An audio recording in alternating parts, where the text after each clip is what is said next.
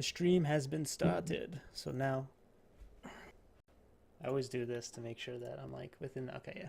Actually, I don't have to do that right now because I don't have a green screen. I have a blue screen. Okay, yeah. Yeah, what's Actually, with the I blue don't have to do screen? that right now because I don't know. Change of pace, different environment gets me all worked up, I I'll lie guess. down. So how's Lie the down, volume be sound? quiet. So far, just wait for Will to. I need Will to say something so I can hear it. What do you need me to say? It's fucking something. All right, just say something. I've been talking. Everyone's good. Everyone's good? All right, cool. So then let me get I fucking lost the we're professionals. Podcasting. Okay. All right. Welcome to this week's Steam Podcast, a podcast where we vent our frustrations out into the void for all to ignore. I'm Buddy. I'm Becker. I'm Will. And this week we'll be discussing loot boxes. But before that, I want to bring up report systems in video games. I'm going to talk about player agency in D&D. And I want to talk about HD remasters. Nice. Before we get into the intro, I just want to bring up that we're still working on our format. So there's going to be some changes going forward. So things are going to be different. Instead of being an hour and a half to 2 hour podcast, we're going to be an hour. Makes more sense. So I just wanted to inform you on that. So let's get into the intro.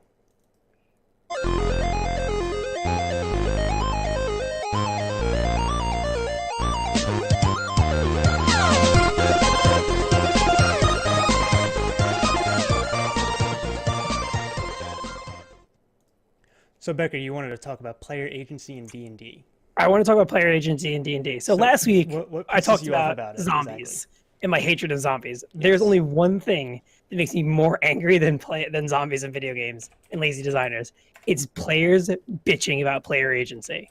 Well, So, I mean, I need to think- be able to do whatever I want without.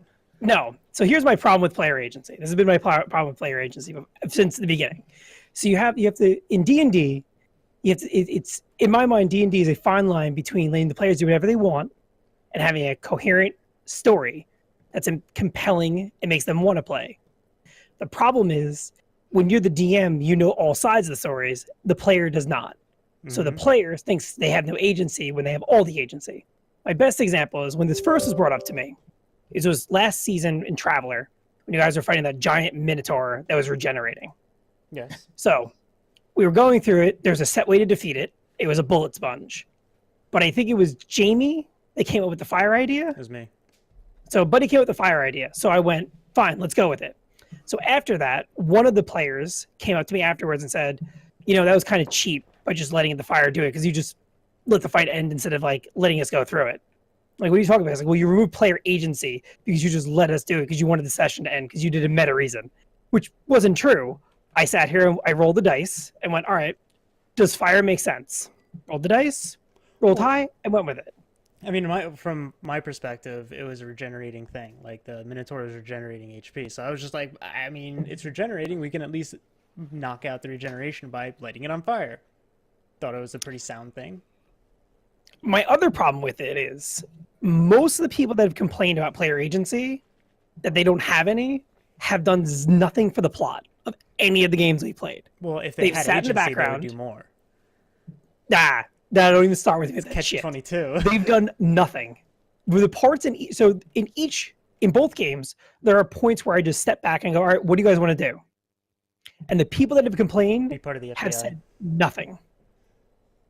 They've sat there and been like, So your issue is that players complain about not having enough freedom, and when you give them the freedom, they don't do anything with it?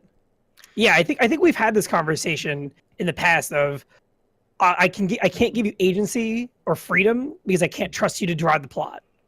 The people that I can trust to drive the plot have freedom, but the people that just kind of show up and do this, and I go like I call their name and they're Which like, he's doing nothing, by the way. He's just looking. oh at yeah, the I'm walls. doing nothing. I'm spinning around in my Yeah, chair. I'm looking at the ceiling. I don't know if freedom and agency can be considered the same thing. You can have all the freedom in the world and have no agency to what you're doing. You just be dicking around in D&D, like going Yeah. shopping. Which is I exactly hate that. I hate in D&D sessions where you need to go shopping for things. I wish you just be like, this is what I'm looking for. Do they have it in town? You say yes or no. How much is it? Boom. You just get it over with. The dialogue for that stuff, it's like it's inconsequential. It doesn't really matter. It's Well, between you don't you think talking and to a the shop merchant. owner is good?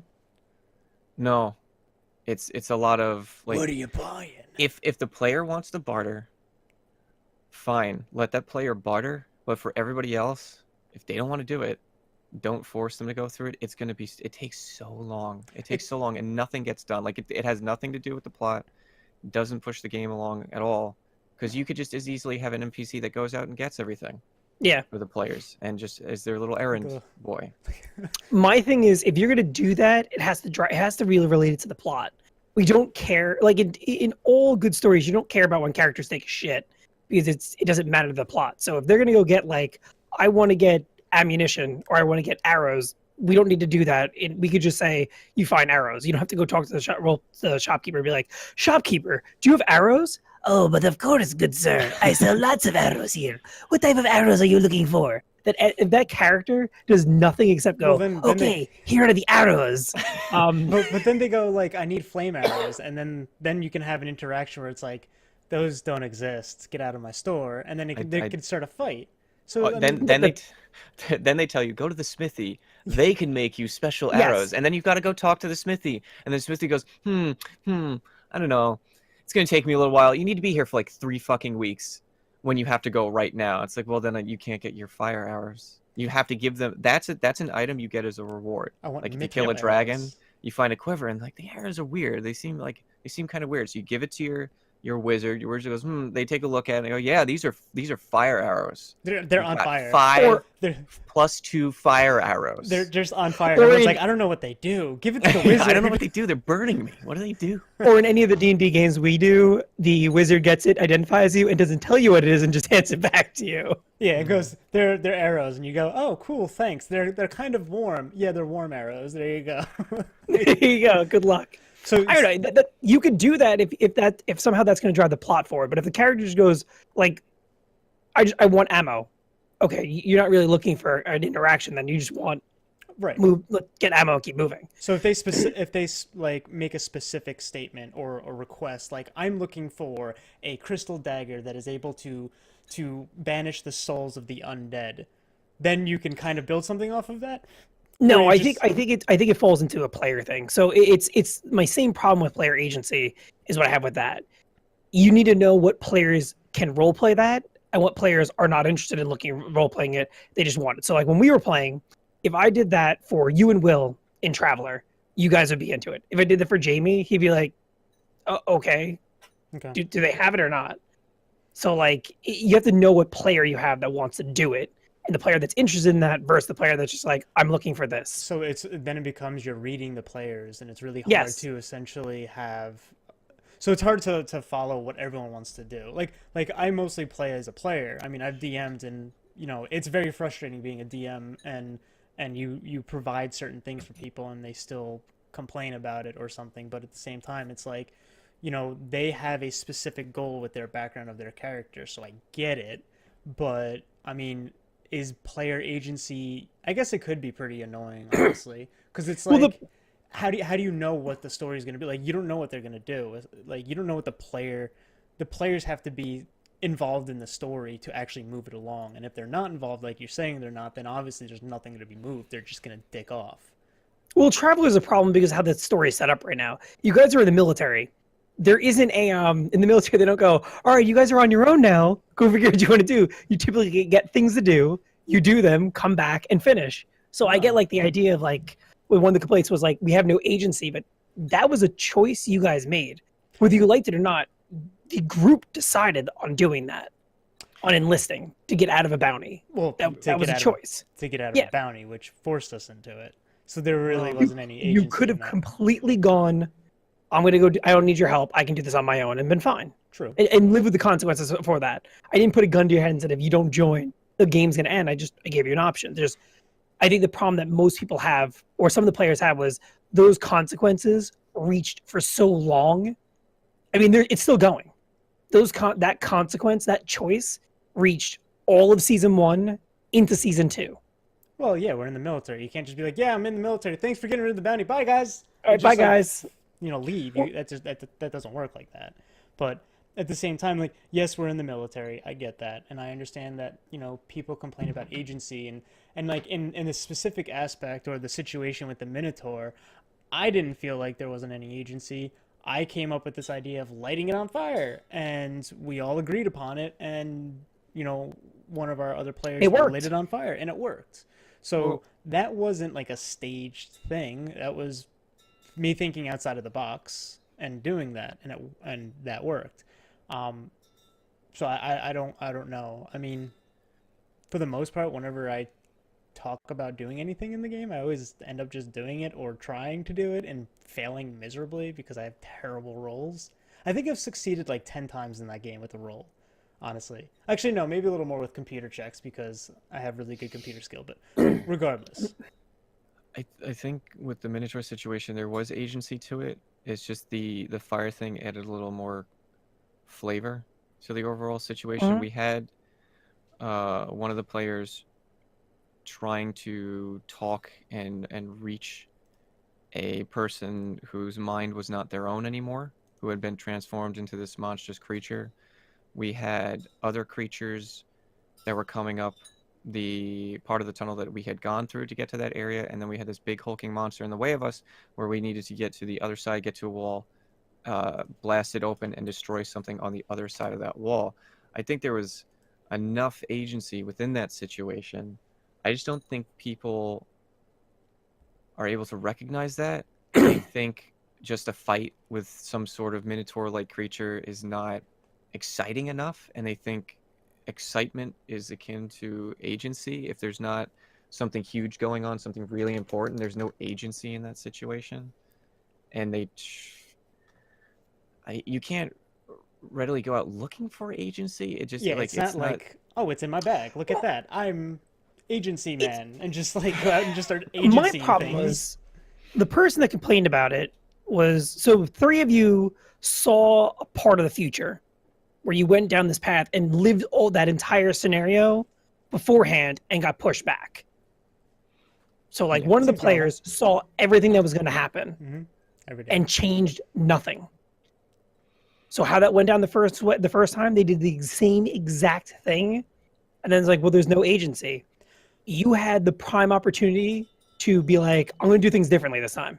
So then your problem isn't really with players and agency. Your problem is with players having agency, not doing anything about it, and then bitching about No, not having my agency. my problem with player agency is I think players don't recognize when they have it and when they don't, and players get aggravated that when they make a decision, they're used to the decision happening, the consequence happening, and being done. Well, you're In some of just the D&D games, or even in like in especially in Traveler, when you make a decision, that decision haunts you and continues. Like when the one player decided to blow up that space station in like episode 6, that stayed for a long time. That until it was influenced most rebuilt, of the which game, it was never rebuilt. So it's which was it's never gone. rebuilt. But I mean, when he blew that up without the civilians being able to evacuate, that played a role into all these things that happened later on. And even when we were doing our D&D game, which I mean we didn't record, but it's the same thing. There's consequences, there's choices you guys made that would have kept going. Like when the one character that was supposed to meet with the horseman death Mhm. went, yeah, I'm not going. There were consequences for that was going to happen. That like when it came time when that was the last thing you needed, he was just going to fuck off because you just blew him off. I mean, I think my problem with player agency is you have players don't understand. Some players don't understand when they have it, and then they get frustrated that they can't. They don't have that. They have to deal with the consequence. They I, want it instant. Just I did this. There's a consequence, and then we move on, and that doesn't matter anymore. It's the past. But that in my games anyway, those continue. Your choices haunt you probably for a long period of time. I mean, your character I lost a in D and hand. D, Rin, Oh, his backstory consequences lasted the entire game. Even with Will, with your character, those two people from your backstory were two of the main villains of the game. Yeah. Like they didn't that you made a choice in your backstory that was going to go the entire length of the game. so that Like what? that they were going to be at the end of the game. So then you're just frustrated at the fact that people have agency and then bitch that they don't have agency because they don't know how to use it or do Use anything the with it. agency. So It's more that they're making a choice that they're not happy with the outcome and they want to redo it. Yeah, It's I like think that's what like it more it's like is. the whole Mass Effect but how is that thing that on your how happened. is that your fault? Like that's the thing that I don't get is that like why is that your The responsibility as easiest a person to DM? blame is the DM So you because you're who the told them scapegoat. it can't be that way? Yeah, I guess you're the scapegoat. So I guess It's the it's person that easier. said it can't go that this action had this consequence is the DM. So you're the bad guy in it. Yeah, no, I mean it makes sense that way, and definitely being a DM isn't the easiest thing. It's a balancing act, without a doubt. Like you have to balance the story as well as the happiness of the players, as well as the NPCs that you create, and as well as either keeping it a perpetual or a randomly kind of encounter set up, or keeping it like where you create something and it stays and follows the characters. It's a lot of Characters. work. So when someone sits there and bitches about like I don't have agency, and it's like, do you even know what you were doing? Like we fought a minotaur, we lit the minotaur on fire, just to use that as the example. Yep. And we were able to kill it because of another player's past self killed it. I guess because they weren't able to do anything themselves, that they felt incompetent, and because they felt like they didn't really have any effect to anything, that's why they bitched about it. But is that our fault? Is that your fault, or is that player's fault? Like that's the thing, is that how can you remedy this? You can't. There's You nothing. can't. You can't really do anything. Because the next fight you go, all right, well here's another minotaur for another example, and go at it. But like, what do you think they're gonna do? They're probably gonna do the same exact thing that they did last time. I mean, I before I did the fire thing, I put myself in front of it and like kind of like You distracted. did. You were like, I was like, and it "Hey, whacked the shit out of you. come at me, stupid!" And then it hit me, and I was like, "That was a terrible idea." But that was my choice. I was like, "Hey, it's pinning someone in an area, and they don't have as much health as me, so maybe I can kind of take more damage and distract it, kind of thing." And All that right. was Final completely. thoughts on this one. I don't think it. I mean, I think it's a difficult discussion or a difficult thing, and it's frustrating because you're always going to be blamed as a DM. So that's my final thoughts. If you're trying to give your players agency, you need to be really careful with the consequence to whatever their choices is that you come up with, because if they're more likely going to feel that, well, why did I even have a choice at all when just this happened? It felt like my choice didn't matter at all. Most of the time it doesn't. Most of the time you can make a choice and then other things, because it's not just players reacting to what the DM's telling them or the DM reacting to the players. There's other like the NPCs also react to stuff, like even with each other, like even NPC Mhm. reactions, they'll have reactions with each other, and that can change. It's almost like combat. You have a way, you have what you want to do the next round. It comes to your turn after everybody's already gone, and now you have to kind of rethink on the fly because people did things you You didn't didn't think they were expect them going to to do. do, and now that fucked up your entire plan. So you just have to go with it. I would say just go with it as a player. Just go with it. Don't get pissed. All right. I think that leads us into HD remasters. Yeah. Oh, you didn't have a Um, final thing on No, yours? I did my final already. I did Oh. mine first. I did my final, and then you were going. I'm like, all right, we hit the 13-minute mark. So Oh, okay. do your final thought. Fair enough. Um, Yeah. So then now the next is Will's complaint and frustration with HD remasters. Why? yeah, I think they're kind of pointless. Um, because for a very long time, people, if it's like an old game from Super Nintendo, Sega Genesis, or even the older Game Boys, you can find an emulator of it and play it on the emulator on your PC or some other device that you're able to download it to. Okay. And True. people enjoyed them and love to do that. Now, some people would argue, well, that's theft, that's stealing, but I mean, technically, you already paid for the game by buying the actual physical copy when the system was out, and the company's complaining about money that they never would have gotten anyway, again, unless they release the game again, which they started to do. This whole trend came out where this game's getting an HD remaster, this game's getting an HD remaster, and some of them are just like, I'm scratching my head is, why is this game getting one? It had a very, like, it was okay. It wasn't a complete bomb, or it wasn't even considered a failure. It was a slight success. It's almost like cult movies. Okay. Would you go back Mhm. and remaster a cult movie. Oh, Like, Fight Club or yeah, Pulp yeah. Fiction. I mean, like, No, I would say and absolutely not. The do whole those reason. movies need to be? No, they I don't. mean, It's nostalgic. remastered. Like, because remaster No. just means you're making the quality better. Yep. A remake is taking it and completely changing it. I'm okay with remakes because if you're going to take that game, you'll keep the story that it had, the general story. You might be adding new mechanics or making it fully 3D where it was two-dimensional beforehand, or it was like that borderline where like Final Fantasy VII is kind of like that borderline between two-dimensional and 3D Hmm. because you had a 3D Mhm. space to run around in, but it was all like flat Yep. two-dimensional pictures in the background, which works fine. They're working on a remake of that. God knows how that's going to go. I'm putting my money that the fans are just going to absolutely hate it because it doesn't look anything like The old one. the way the old game And it's not functioned. nostalgic anymore. This is completely different. Yeah, like, and it's Roar. also that HD remasters, like if they're not using that money to fund, say, like a sequel to that game, or throw it towards a Kickstarter for like another game within that universe, they're just charging people because they know that their nostalgia is going to get the better of them, and they're definitely charging them way too much. Some of these Yeah. games are like charging $20 for it, and it's like Yep. this game's $15 to $20 over for a 20 remaster years old. or a You're remake. gonna you're gonna make me spend $20 on a Sega Gen? No, it's not a physical. It's most of the time it's not a physical copy. You're getting It's digital digital. copies. So charging $20 for a digital copy of like Streets of Rage 2, I wouldn't buy that. So It's what would the price ridiculous. range be See, for you to think that it's worth? $5. so ironically, I'm actually for some HD remakes, I'm for them. So like, Well, remakes I'm fine with. sorry, no, remasters, Remasters, where remasters. it's just like, oh, So look at this Sega Genesis game with HD graphics. I'm like, yeah, it looks like a pixelated mess, like it always does. Here's $20 I have to pay for just vomit of pixels on the You screen. don't think so like they Aladdin did. So I forget who it remaster is. Aladdin is gonna be good? The JPEGs. Who is it? If it's So Data the Tentacle and Full Throttle are two games that I bought that I played as a kid, and they were remakes for it.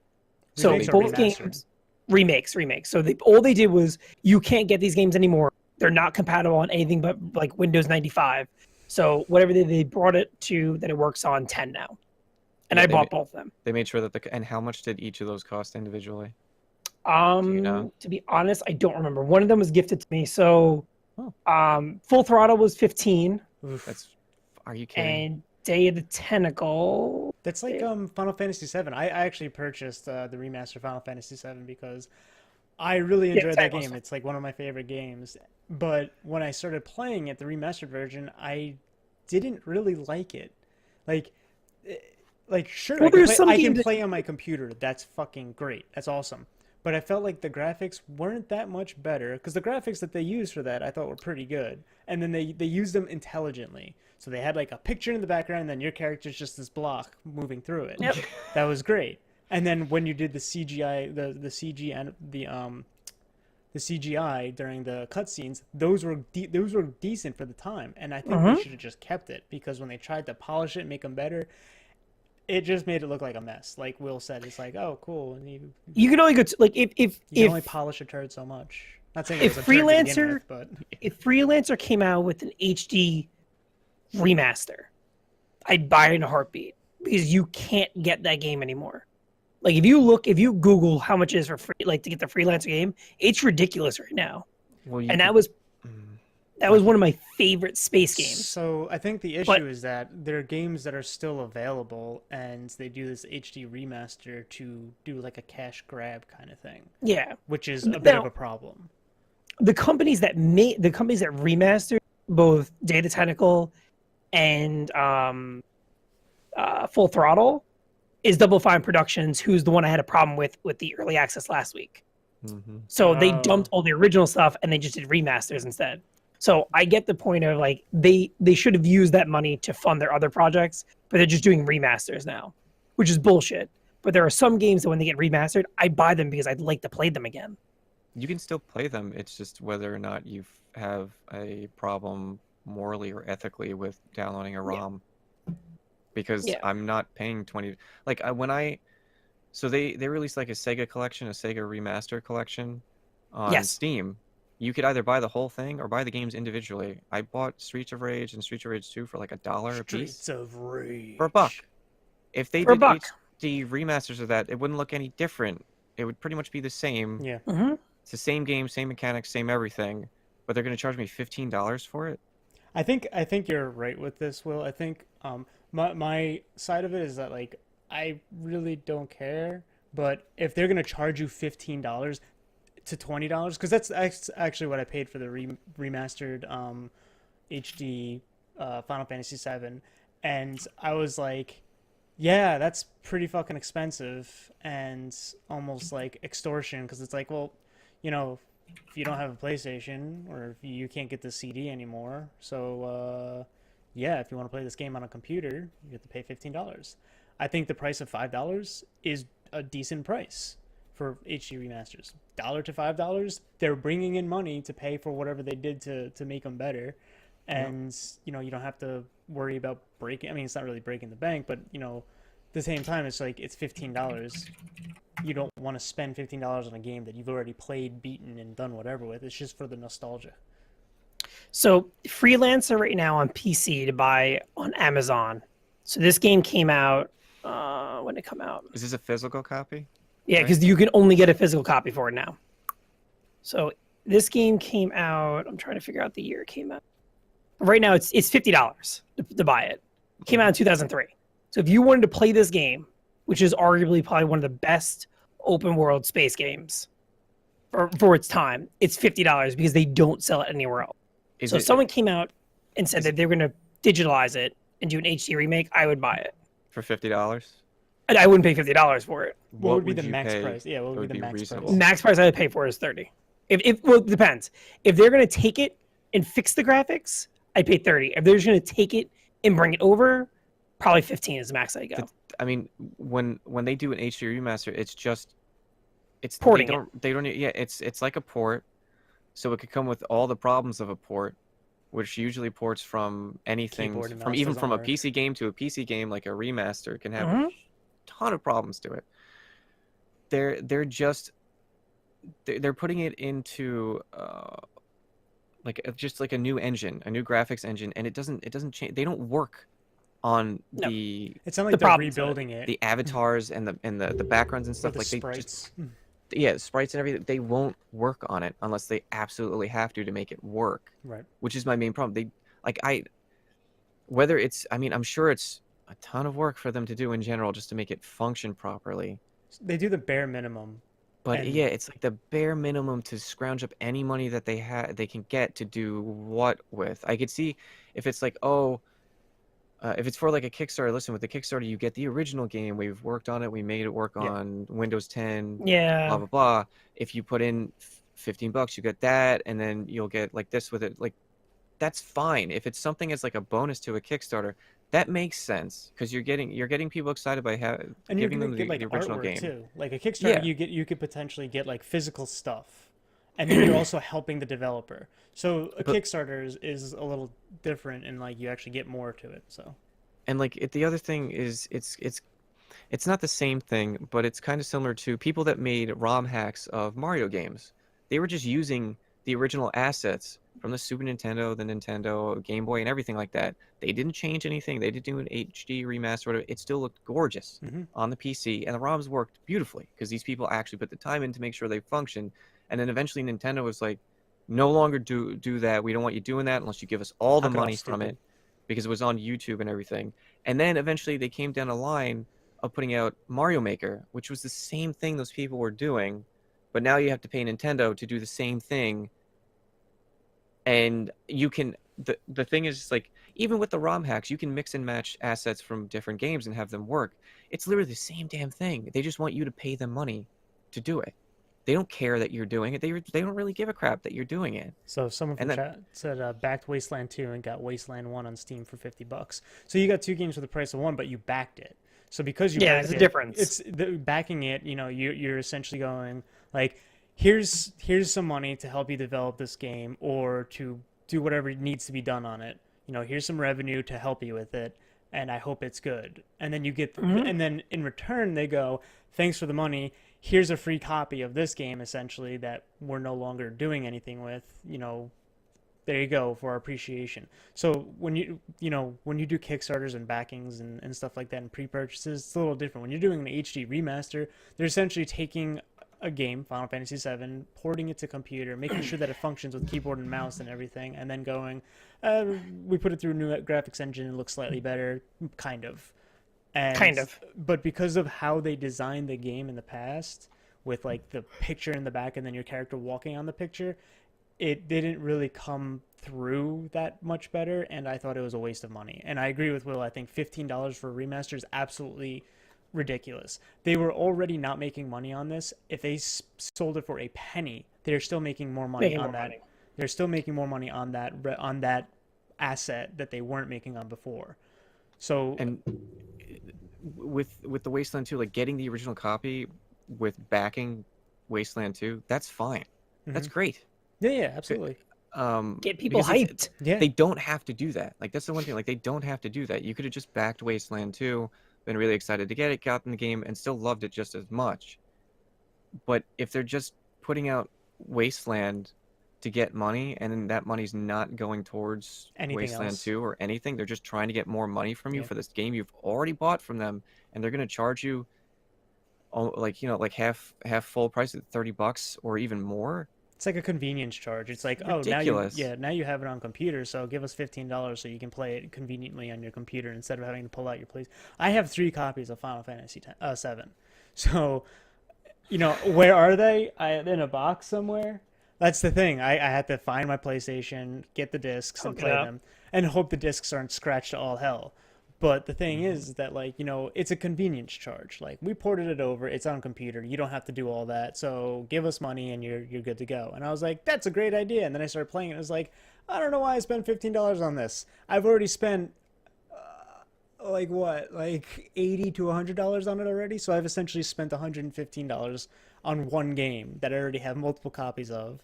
So it's just like, I agree. It's a cash grab, and it's frustrating because it's like, I mean, why are they doing it? I guess it's just easier to make money off of that than it is to come up with your own a new product. So, final thoughts. For me, I think I see the point you guys are both coming to. I kind of agree, but for certain games, I'm willing to spend the money for them that I couldn't get now to be able to play again. Final thoughts for me, it depends on the studio, not the game.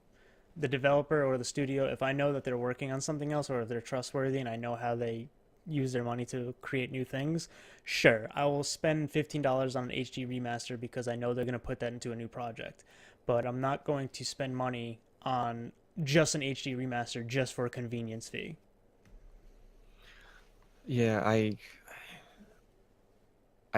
don't understand doing something like that if you're not going to plan on doing an upcoming sequel for it or remaking it, and you're trying to garnish interest and funds for it, initial funds for it, if you need the help. There are people out there that if you go through Kickstarter, they like look at Shenmue.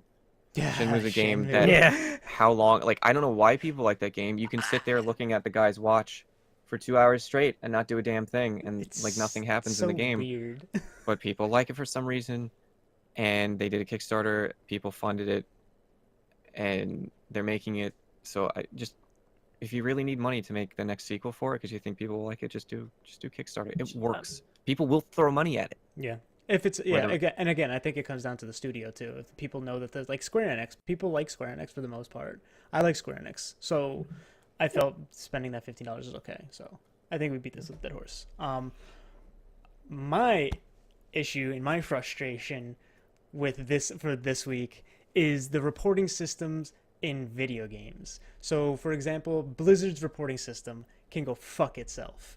I think it is poorly designed, and I think most of them are poorly designed because A, you either have people just spamming it, which means that nothing gets done, or B, it's you can't put enough information for them to actually do anything about it, so then nothing gets done. Either way, nothing gets done. And then there's a third option where it's like someone spams and then you get banned for something that you didn't do. I wasn't banned or anything like that, and I'm not salty about anything. I'm just Like, there was an experience last night. Someone said something racist to me. I was playing a character that was of a race, and they killed me and said some racist things, and I couldn't do a fucking thing about it, and it infuriated me because not only was I streaming, but on top of that, the game is essentially allowing that to happen. If you have a game that's designed for PvP and communication is allowed from both sides, you're going to have toxicity and you're going to have those trolls. But you need to be able to stop that kind of shit from escalating to a point that it got to last night. I was playing Hunt Showdown for, just, for whatever. It was just very frustrating because I couldn't do anything about it. And to me, that I know it's still in early access, and I know that there's not much they can do about it right now, but I hope that they work on something. And Blizzard, I bring up Blizzard in the beginning of this because their reporting system in all of their games, I feel like I might as well just write a letter, send it to myself, piss on it and burn it, and then try sending it to myself again because I'd get more of a response from Blizzard, who I didn't even send it to, than using their reporting system. So, well, Blizzard's initial problem is exactly where you started. Is in something like Heroes of the Storm, you can report like as many times as you want in a match yes. by just right-clicking report, Yeah, Gear Cog and report, boom, boom, boom, boom, boom, boom, boom. reason KKKKKKKKKKKK. Yep. And that's it. And that's wrong. Like, you shouldn't be able to do that. It shouldn't be. If you're gonna report someone, it should be reporting someone for something so heinous that you would actually go the extra effort and mile to report them. So, in my opinion, we'll say Blizzard for an example. They have replay function in all of their games. So you should be able to take that replay and upload it to that report, and then type up something 300 characters, 150 characters, and say, during this game, such and such name was harassing me. Use the same drop down or like that, but make it so that people can't spam it and abuse it. But make it so it's an extra thing. Like, you have to upload a video, you have to type something up, and then you have to pick something. And for the most part, I feel like people wouldn't go through the bother of doing anything, especially if they have to upload a video. Then they're like, well, I don't have any evidence for anything. So I just think a lot of games, specifically games that use PvP, those are the games that you need to have reporting functions. Like, you're not going to report an NPC. Like, this NPC won't give me my shit. So there's two examples in gaming that I think handle it pretty well. Okay. The first one is Mortal Kombat 10. I haven't played it, so I don't know. Well, they came up with a really great idea where in Mortal Kombat is a fighting game, and in the fighting game community, you have a lot of problems with rage quitters. Oh yeah, absolutely. So which is a huge issue in that. Yeah. So the idea that the developer came up with was if they rage quit, they automatically lose the match and their character's head explodes. That's great. So then they eventually lose points. So they're points that don't mean anything in real life but mean everything in this fake life that they're trying to play. They will lose that, and then I guess in the end would be. It's a great way to shame the player for leaving because they know it's happening. The person's seeing it, and I even think they should have in their stats a tally of how many times it's happened. They've rage quit, so they can see their ultimate shame. Well, what if you were disconnected? I don't think it happens if you get disconnected. I guess because you aren't able. So I guess what it does is it keeps pinging. So I guess it keeps pinging the console, knowing that you're connected to their server. And then if it continues to ping and then you leave a match, then they're going to consider that rage quitting, and then they can do that. Which is, I want to say I'm pretty sure that it does, because if it happened often enough, I know that there would be complaints from the community about it, but I haven't heard anything like that happening. And that's the thing too, is that it is another one of those things that it's a balancing act. Like, what if the person got disconnected and blah blah blah blah, and they didn't rage quit? But there are definitely tools that you can put out there that will allow you to know if someone got disconnected or not. Because there's going to be an error. There's going to be a log, and that log is going to tell you what happened. It's going to say, asset was disconnected from server because of X reason. It'll say something. It'll say, you know, whatever, client couldn't connect because of X-476. Whatever the fuck they Well, I mean, you use. can trick them. I mean, I can walk over and just rip the Ethernet out, and then I just. Yes, you can technically do But that. That is probably a workaround for it. yeah, it's a which is to workaround. But pull out the But it's Ethernet more cable. effort. But yes, at the very least, I wouldn't think like, oh, they rage quit. I'd be like, oh shit, just bad net coding, server disconnect. Let's just keep going. It's less of me because there's always that doubt, like, oh, did they really yank the Ethernet cable out, or did they just rage quit? Right. And then you move on. I think that's easy to move on from. The other game that I think does it pretty well is CS:GO, because what they do is they involve the community to reprimand other players. So they have a system called Overwatch, which when you play the game, when you either get to a certain rank or you play enough matches, you get sent replays where people report people for just cheating. They just report them. There's no specifics on what they did. And then the report is the video footage is sent out to a random number of players, and they're all randomly picked. And you, the player, sit there and watch the video footage. If you think they're wall hacking, if you think they're aimbotting, if you think they're cheating in some other way or griefing, you watch through the whole video that they send. It could be an entire, like, it could be like 15 minutes long, an entire match, or like 5 minutes. And then at the end, it gives you a survey with some things to click, like wall hacks, whatever. There's only 4 choices pretty much, because there's usually only 4 things that people either get caught cheating on or grief on.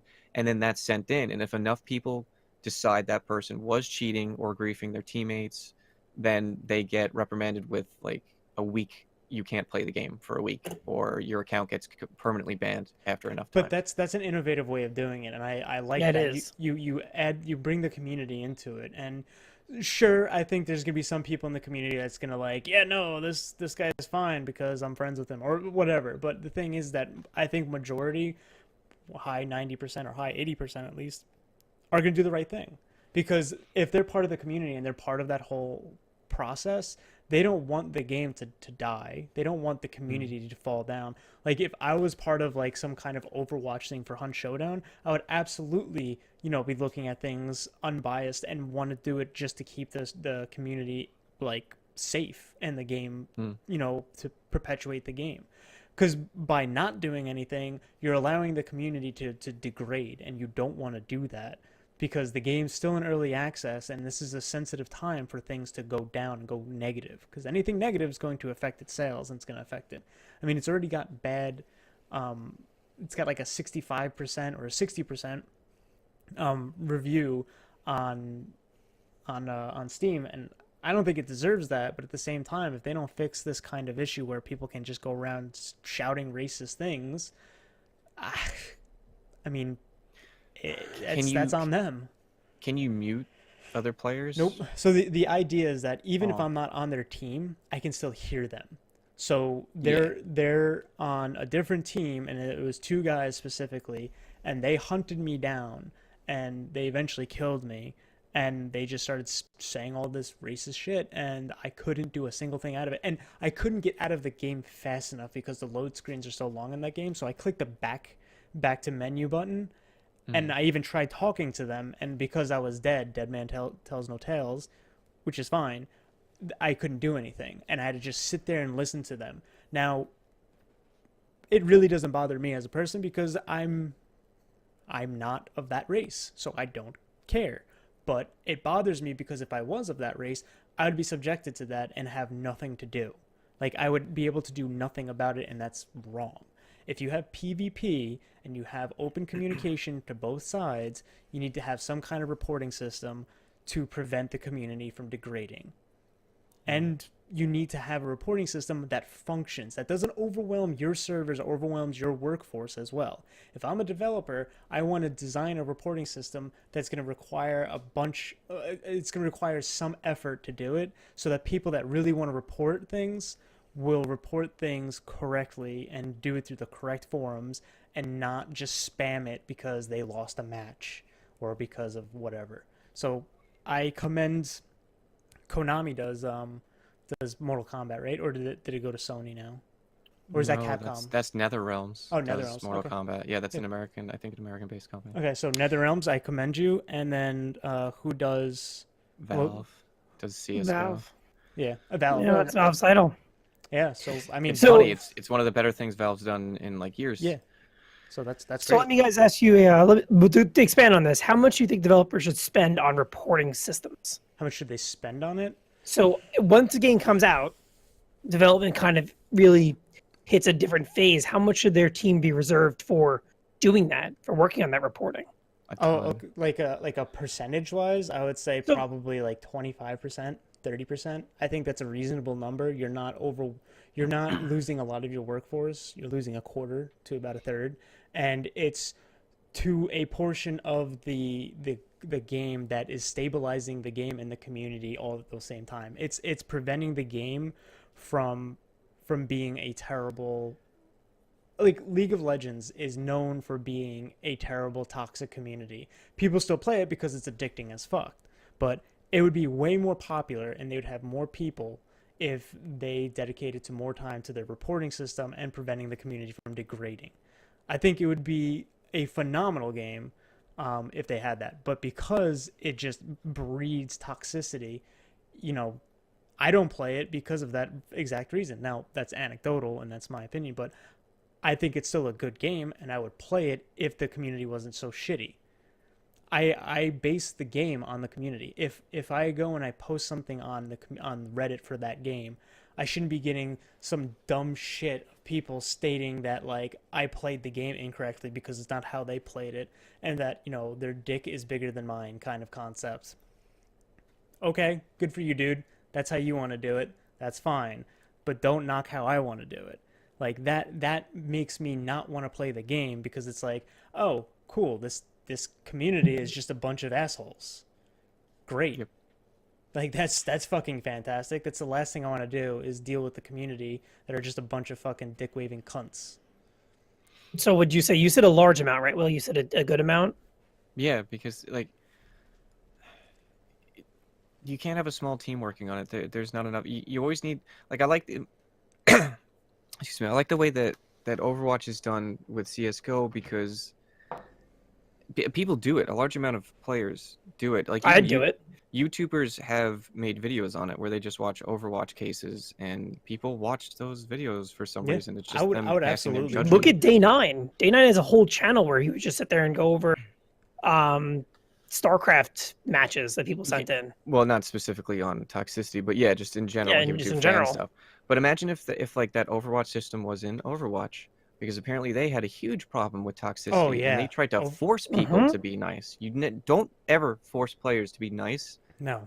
Try to convince them to better themselves and better the community, because like you're a part of this, so you look bad because of these assholes. Yeah, the way And Valve did it by adding the community is fucking phenomenal. That's great. I that's like So that. yeah. we're gonna do final thoughts, but I actually wrote this topic down as something to talk about next week because I think we could do a lot more with the gaming communities, trolling, and toxicity. Yeah. Okay. But for my final thought for this is I think you're both right. I think we need to spend I think developers need to realize that once you end the development cycle of creating the initial game, you need to separate your workforce into fixing problems in the game, coming out the next wave, and supporting your player base and that community. Because if you don't support that community, you're done.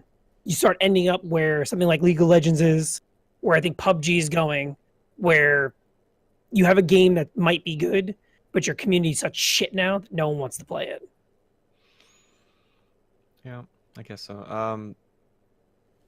There are a lot of developers out there that are really struggling with toxicity in their games, or just flaming like on League of Legends, stuff like that.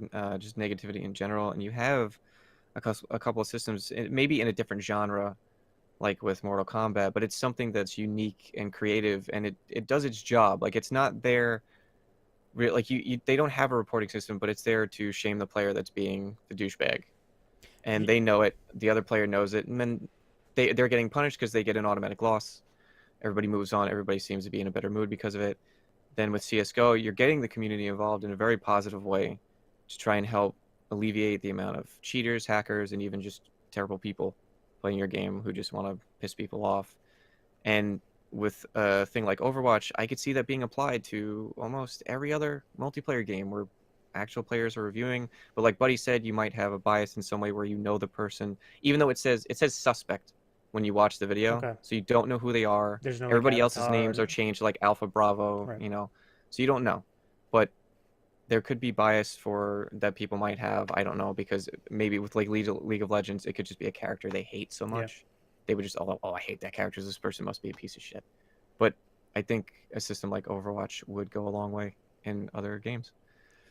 I agree. My final thoughts is that I think is very important for the developer of a game to spend a decent portion of their workforce on working on stuff like this because it's their PR essentially. It affects their game directly. It affects their sales. So, I think League of Legends and PUBG are bad examples because they're somehow managed to rise above the flames of toxicity. But they are definitely a game that has a community that is not the best, specifically League of Legends. And for some people, that's kind of like their thing, and they like that, and they're okay with it. But it could be exponentially better if the game was just the community was just better to each other. But it's up to Riot Games to actually do their work, their homework, and figure out the best way to report people. Maybe they have it set. I haven't played in a while, so maybe they have something set up. But specifically for new games coming out, any PvP game, you need to have some kind of reporting system. And sure, it's an early access, so I get the functionality's not there just yet, but you need to have it when it is coming out because you should not have the ability of people being subjected to things that they have no control over that are terrible for them. Again, the thing that I went through, I'm not of the race, but if I was, it would be a terrible thing to fucking sit there and deal with. And it would make me not want to play the game and deal with anything whatsoever in regards to that game or developer going forward. So, yeah, that's my final thoughts on that. All right, so topic 4. Topic 4. Loot boxes. Loot fucking boxes. Boxes of RNG loot steamy shit. You mean the slot machines of video games? The slot machines of video games. Hey kids, do you have your parents' credit card? Please swipe it, spend $5, get yourself a loot box, and don't get what you want because it's RNG.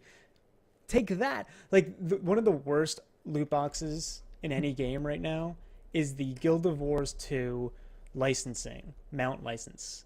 There's 14, my numbers can be completely wrong. I think at the time, there's like 14 or 19 mount skins you can get from it. Mm-hmm. But you pay 10 to, I think it's $10. Regardless, you spend a ridiculous amount of money for this one-time use of a license, and you use it, and you can get a skin for a mount. Hooray! I got a skin for a mount. But the problem is that you can get duplicates. Actually, no, they changed that. Not anymore. You used to be able to get duplicates when it first came out, and then they changed it because people were bitching. But you would have to essentially spend roughly like $300 to get all the skins. So fuck that shit. Exactly. And these skins cannot be obtained anywhere else, or they weren't at the time. But essentially, I only use it as an example because it's all RNG based, and it's all exclusive things only to the loot box or the license, mount license. So you can only get it through that. So you have to spend money on it. So fuck that. Sure, you know what? If you want loot boxes in your game, in-game currency, I guess, sure. But at the same time, So like HOTS? like, yeah, Loot HOTS boxes or and HOTS. Overwatch. But at the same time, why even have it? Why not just have it so that when you win a game, you get random gear? You just get random stuff. Yeah, but the thing is that you don't have to spend money on it and gamble. Like it's gambling because kids spend money on it because they want whatever. They want the best skins. They want all the skins. They want nothing but skins. And in order to do that, they have to spend money on it. Sure, you can use in-game currency, but it's easier to use money. They make it too easy for money, and they make it too easy for kids to spend money, which then gets them into this perpetual gambling addiction of loot boxes. It's fucking retarded and it needs to stop. Just needs to stop. Get rid of loot boxes. I agree that it's definitely gotten out of control, and the gaming industry itself hasn't even the two bodies that are supposed to regulate the gaming industry don't even consider it a problem still. Which is it's legalized gambling. And the thing about gambling is what you need to think about is you need to figure out, is there any consideration, is there chance, and is there a reward? Those are the three like tenets of gambling. There has to be consideration, chance, and reward. The consideration is whether or not you're considering to spend real money on, the chance, which is the RNG and loot boxes, to acquire skins for a character, which is the reward. So it fits the bill on all. It has all three of those Mhm. in it. Yep. Yeah. You're considering to spend your money on this RNG loot box for the chance to get a skin as a reward. And one of the arguments that publishers, not so much developers don't really have a say in this because they can't do anything about it. If they have to put it in, they have to put it in. But publishers like to say, well, it's optional. They don't have to do it. Well, that's the consideration. The consideration is their choice of whether to spend real money or not. And they're like, well, it's not gambling because you can't sell the rewards for money. It's like, well, no, that's not true. Gambling's optional too. Sorry to interrupt, but I mean, gambling's optional too. You don't have Oh, to yeah. go to a casino and spend money, but you do it. Yeah, that's the argument the same argument being thrown back in their face. Like, well, I don't have to step into a casino. I choose to. And that's your consideration. You're considering to go into the casino to spend money on the chance to win more money with that money. These skins in CSGO, there was a Dragon Lord that was signed by How is his it? name? Skadoodle, because players can put a digital signature on Yeah. items, on skins in the game, and then you can get those. You can purchase them or win them somehow. It's not just through like the CS:GO And lottery. people were spending websites. money. I mean, listen, One person spent like 60 grand or something like that. Some What the obscene amount of money on a Holy Dragon Lore shit. skin signed by Skadoodle or whatever his name is. I'm sorry, that's dumb. There's no reason Because for that. he's on the Cloud9 team that won like a tournament. Yeah, but I mean, like, look at something like what was it, the latest Battlefield? That if you want, you want the heroes in the game? Oh, Loot Battlefront. box. Battlefront, yeah, sorry, Yeah, Battlefront. yeah. EA with the whole Battlefront thing fucked up They- hard, and they deserve. That was the epitome. Yeah. That's the epitome of where we've been going with loot boxes for a Right. while. That's It- just where it hit ahead. It got that bad that to the point that you literally couldn't play the game unless you spent money on it. It was a pay-to-win situation using RNG loot boxes, and Yeah. that Well- I'm glad everything that could possibly go wrong went wrong, and I'm glad it did because there needs to be repercussions, and that EA needs to be held accountable for that. Just like every It really publisher. isn't though. Look at Konami's new Metal Gear game. You broke. You're. cut- That's cut out. $10. You So the cut it. new Konami Metal Okay, Gear game, Metal Gear if you want another Survive. save slot, that'll be $10. Yeah, that's bullshit too. Excuse That's me. another. You want money for me to save my game? No, Yeah. to make another character To make another character? character. Yeah, it's gonna be $10. and You're other fucking kidding things. me. But that's Konami. Konami has really fucked up a lot to the Yeah. point where their ex-employees and current employees are actually talking, like anonymously sending messages out about how terrible it is to work for them Yep. and what really happened with Kojima and Konami. I mean, did you see And- Kojima's tweet to Konami? Yeah. I want to be. Is it okay if can I be structured? Whatever. I'll look it up. But So I guess the thing is, obviously the published. I guess obviously the lesson has been learned from EA's disaster because Konami just did it. Now maybe Konami's gonna be the oddball out, but I mean I don't. As much as I'd like to see loot boxes go away or to change their structure, I don't think they're going to. I think if you want to have loot boxes in a game, it should be done in such a way that it's purchased with in-game currency that can only get in-game. Well, the thing is, they were saying, because another argument is that it's highly addictive. Yes. And that's a truth, because while the publishers argue, no, it's not addictive, you can find evidence of them hiring psychiatrists and psychological analysts to make them as addictive as possible. What Mhm. qualities do we need to add to this loot box to make them very addictive? And they've done that. They've done their research on it to make it really addictive. There was a patent that was found by Activision a couple months ago, I think, where they patented an idea of how they could better influence players in a multiplayer environment to want to go and buy loot boxes for the chance to get the item that just destroyed them. that's And That's- the algorithm would not only, what it would do is it would look to see what items you had already, and then if there was a really good weapon that you can only get through the loot boxes that was ruining in PvP, just dominating, the algorithm would forcibly put you in a game against somebody that had it so that your ass gets beat. And then you go, man, I really need that weapon or I'm fucked. It's So such a they're fucking that's nefarious. and That's what then that is. EA, there was somebody who went to like this behind the scenes kind of like what is it like they meet with their backers, with the people putting money into it. It's Yeah. like one of those meetings. Oh, The the person took pictures of slides from the shareholders. presentation.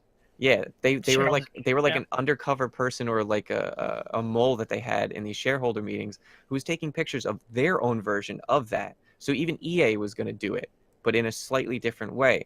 And it's to make it more psychologically addicting.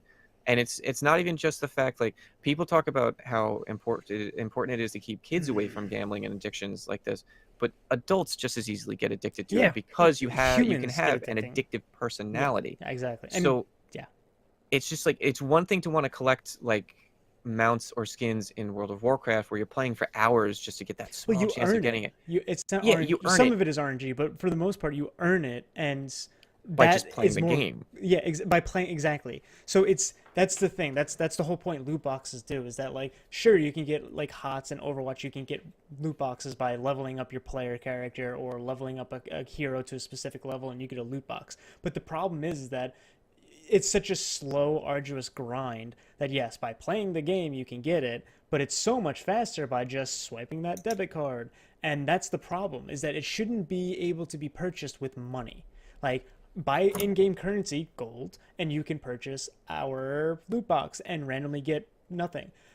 Like, the store works because you can go there and purchase each skin you want with the in-game currency or money. I'm fine with that. Microtransactions, I have a I'm in yeah, about. but I would much rather a game have microtransactions than fucking loot boxes. Because loot boxes, you're not guaranteed fucking shit. I mean, you're guaranteed 4 things or X amount of things, but they're chances are they're going to be garbage 9 times out of 10, 90 times out of 1,000, or 100, The or 91. So it's just the difference between getting what you want right then and there. It's really what loot boxes come down to is making sure a game keeps having money come in. Because really what you're doing is you're trying to find a way to make your game that is done, that you're not adding more content to, but you're doing it have a through way. a nefarious mean. Like, you're not Yes, doing it in it's a taking your game that's done. You're not adding more content. You're really not doing anything to it. You're doing a couple updates, whatever. You do some rebalancing, but making people stay here by just grinding for the loot box or swiping that debit card for the loot box for what? I'm okay with when they come out with a new hero, you can purchase it with in-game currency or Yes. money. I'm okay with that because I know it took some development to make that hero. And I know that, hours and countless hours of, creating it, developing it, Mhm. making sure that it's balanced and like that. I get that. I'm 100% behind that. And I'm even somewhat behind microtransactions if it's done right. Like, if you want Yeah. to purchase a specific skin, you can go to the store and get it with in-game currency or with real money. I'm okay with that as long as it's not like $50 to get this one skin or to get these 2 skins. I'm okay with that because it helps develop a game that I enjoy. I'm not okay with spending money on RNG, and it's a worse casino. But the problem I have with it is that it's directed towards kids. Like, the Mhm. demographic is children, teenagers. And what happens is maybe they get their first credit card, they throw it up on there, and they just buy fucking everything. And then now they're in debt because they're an idiot. Yes, they should learn their lesson, not use the credit card like that. But at the same time, there shouldn't be a situation where that allows it to happen. Like, It's not just it allows it, it yeah, encourages you it's to do it. encouraged. And that's the problem. And, like, sure, the gaming community is like, swipe that debit card, makes fun of people for doing that, but it doesn't stop them from doing it. And loot boxes encourage it, and they're fucking cancer. They're a tumor that needs to be eradicated and removed from the gaming community. When you log into a game and it prompts you and says, "Hey, we're doing half off on loot boxes today," it's not it's a primary part of the game now. It's not just some background thing that's there. It's primary. When you advertise it, it's primary. Yep. Celebrate Chinese New Year by getting a new rooster costume for Farah Yeah. so that you can shoot rockets better at people because the skins make you a better player. You're still shit. However you're dressed up, I don't care. I'm shit, you're shit, we're all shit. We're shit at the game. A costume's not going to make us any better. My problem with this whole idea is there's no regulation on it, and the two bodies that are supposed to put regulations on it and watch everything and Are not. protect the entire consumer base in the gaming community aren't doing shit. And are one of them is I think gets support from EA directly, and that's a big huge problem. So if the government has to step in and regulate it, that's their fault. Another, like, this is akin to how FCC should step in and be like, well, except the FCC's retarded now, so never mind. how the tobacco industry got a whole generation addicted to cigarettes. They just made them as addictive as possible. Right. They didn't care. And then when people were like, this is not a good thing, this is a terrible thing, regulations were put down on them that they couldn't do this, they couldn't do that, they can't advertise to kids, anymore, and make the packages brightly colored because kids are attracted to bright colors, like all this stuff. They're Kids regulated, are so idiot. Like, and everybody's okay with cigarettes now So- because of the regulations thrown down upon them. Until the loot boxes have regulations on how they can be used, how they can be advertised, how much you can just shove it in people's faces, it's a huge problem, and we need we need the institutions that are supposed to be protecting us from this crap to actually step up and do their fucking job, or they need to be gotten rid of and let the government come in and regulate it like gambling. Yeah. I think that kind of sums up all the points we would have had in one thing. If the government, if the agencies that were supporting now to do it aren't going to do anything about it, then someone step in and do something. Yeah. Because you can't have the gaming industry regulate itself, and it's not going to do anything about it. Right. So that's kind of final thought time. Yeah.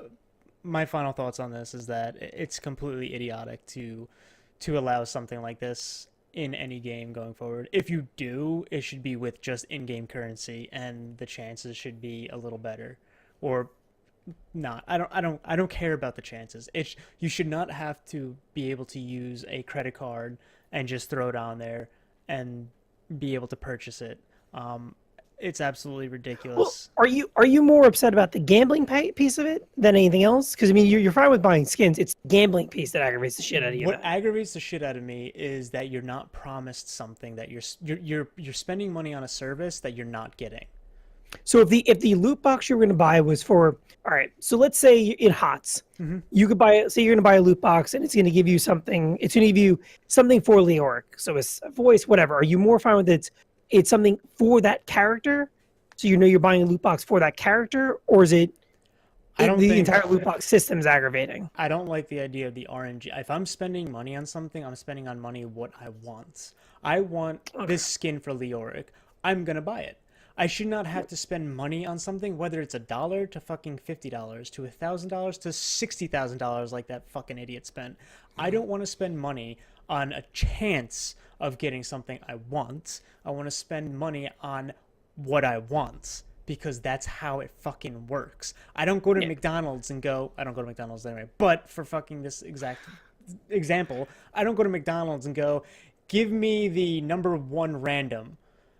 That'll be $5. Thanks for the $5. Here's your random thing. Oh, thanks. You just gave me a McFlurry.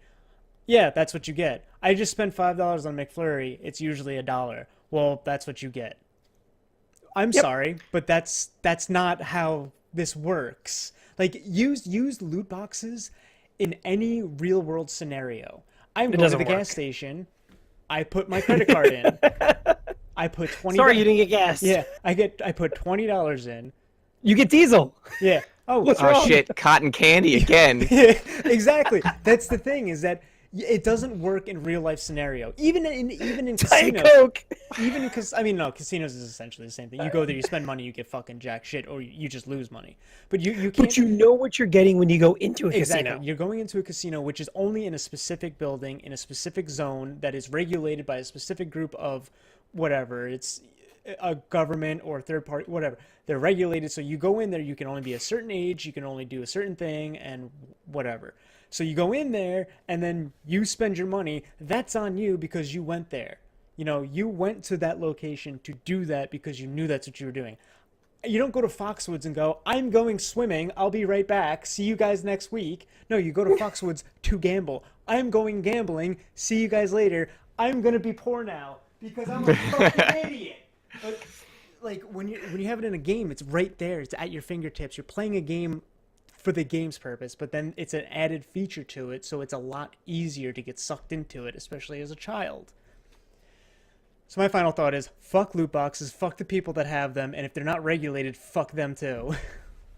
So my thing on it is loot boxes should only exist in the game when they don't cost anything. Yeah. So you should, if you wanted to buy a skin, you buy the skin. But say every quest you complete in the game. So, all right, for whatever, let's use HOTS. You got to play five warrior characters. When you finish those 5 warrior characters, you get a loot box. And in that loot box, there are 5 random things. You cannot buy the loot box. If you want to buy something in HOTS, you buy that specific thing. You want the announcer to be Abathur, you buy Abathur. Yeah, Done. I agree with But that. the loot box is something that's in addition to, here's some random stuff, have a great day, moving on. Thanks for playing our game.